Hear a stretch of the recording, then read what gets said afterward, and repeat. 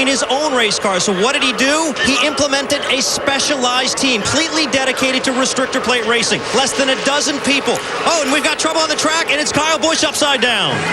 Big time crash. Kyle Busch goes upside down and rolls down across on his roof here on lap 26. Cars comes back over, and now side over side barrel rolls. And comes to rest on its wheels. A horrific crash here at Talladega on lap 26 involving Kyle Busch, and thankfully the window net is down. There the safety crews on the scene immediately, and Kyle Busch is climbing out of that car. Wow, listen to this crowd.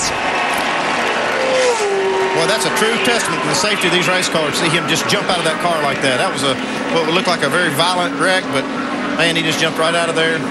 It's a real testament to the safety features that these cars have. Yeah. Well, I'll show you again here. That doesn't take much here. Now, Kyle Busch, left side of your screen in the 5 car.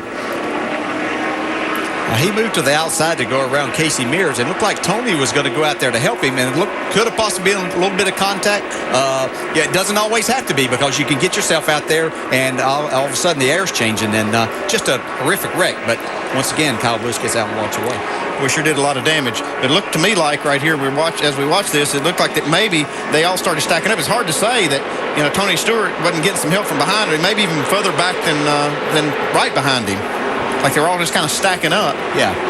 Yeah, when that happens, usually because everything changes, the air changes, and what you've been doing right there, you might have been wide open at that time, and then all of a sudden things change. And so, yeah, you can't put any blame on anybody, I don't think, here. Although I think we do see a little contact between the 33 and the 5. But when he pulls out there, that car is automatically going to start coming back a little bit, because he's come out against a brick wall of wind right there. Even though he's got to run, that car automatically slows down when he pulls out there until he starts getting that help. So if you're Tony Stewart, and you're trying to get out of the gas and you're getting hit from behind, have you ever had that happen where you get hit from behind and you can't actually slow your car down and try to avoid that wreck?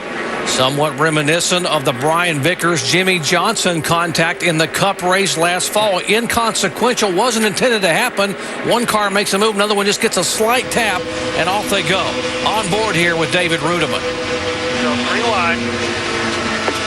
Bracket, back it down, back it down. Stay high, good job.